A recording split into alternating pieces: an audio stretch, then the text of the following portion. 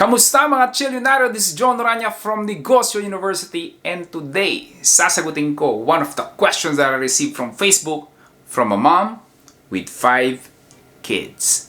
Let's go!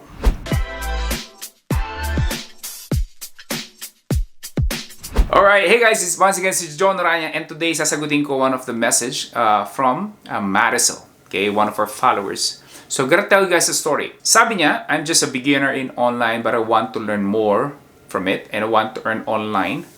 And she's a mother of 5 kids and puno ng utang, and this is the only way na alam niya kung paano kikita kasi hindi siya makakalabas ng bahay or ng community namin for so long because of my situation of my family. She got kids to take care, and online is nakita the only way to make it happen. That is from Marisol. That is right, Marisol. Things have changed right now, and I guess many Filipinos are not aware of the power of internet and technology. So right now, you can really stay from home and do an online business. Now, pag sinabi natin online business or how you can make money sa internet, there are actually 3 basic way to make money. Number 1, obviously, kung meron kang binibentang product, physical product or a digital product like ebooks, which is my favorite. That is 1. Number 2 is you provide certain services, like say a freelancing. That's a good one as well, right? I know many people who make over 100,000 pesos a month sa bahay lang as an online freelancer. And number 3 is like you're a middleman.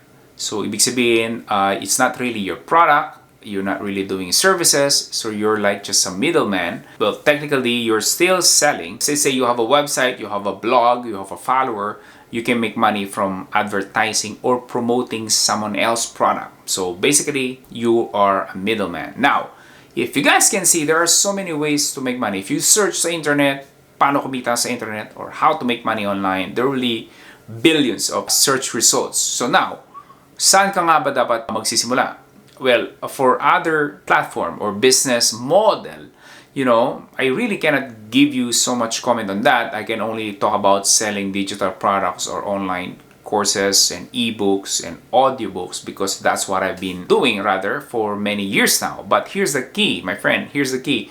Whatever business na papasukin mo, always focus on where the problem is. Ano ba yung problema ng market and how you can solve them.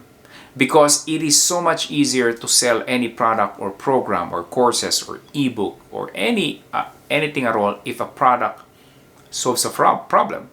Because kung ang product na ibibenta mo is not like a straight solution to a certain pain, problem, frustrations, you have to do an extra work and effort. Again, I'm not saying na yung mga products out there directly solves a problem.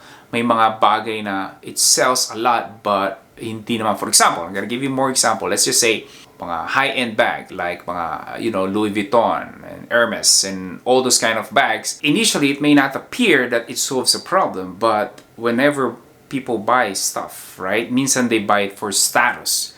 So they want to feel validated sila. So that is why they buy expensive devices. Right? They go to trips and of course they have to take photos and share it on Facebook and all because it gives them validation about their success, and that solves a problem for some. So if you guys can think about it, again, fast food restaurant is the same thing.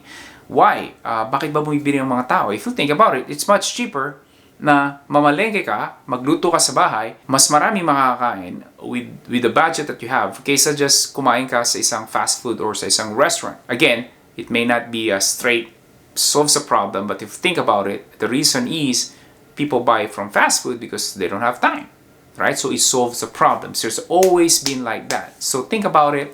What can I do that helps someone, whether individual or group of people, that they're gonna pay me because of I was able to help them solve their problems. So again, it could be a services, it could be a product that you wanna sell, or if you are excited and passionate about certain topic, whatever that may be, you can just record like a video like this one, upload it on YouTube or on Facebook, and eventually people are gonna come to you and they're gonna ask for help.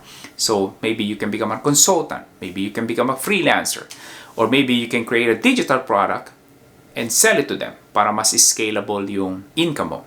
One thing that I would like anyone na mga bago lang sa negosyo ayaw mo ng negosyo nakikita lang. You want a business also that you can scale so you have more time, you have more money, you have more freedom, kaya ka magiging chilyonaryo. Hindi yung trabaho. And then, wala namang oras sa family. Malaki ang kinikita, and then napapabayaan naman yung sarili niya, yung katawan niya. So walang time, walang really freedom. Yes, they have money, but they don't have freedom. So that is my advice for anyone who would like to start a business, especially if you feel na tight ka sa schedule, you have to take care of your family, you have to take care of your kids. My friend, there's no excuse anymore.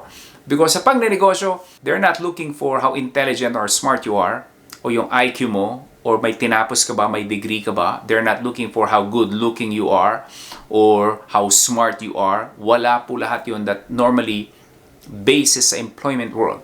Kaya if you will study different entrepreneurs, marami kang pag-aralan, makikita mo dyan, really like physical appearance or intelligence, there's really no common denominator. It's a level playing field for anyone who really would like to become an entrepreneur.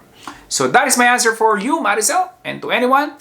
And thank you for watching. Have a great day. Bye-bye. Wait, before you go, do not forget to click that red subscribe button below. Appreciate it. Thank you for watching.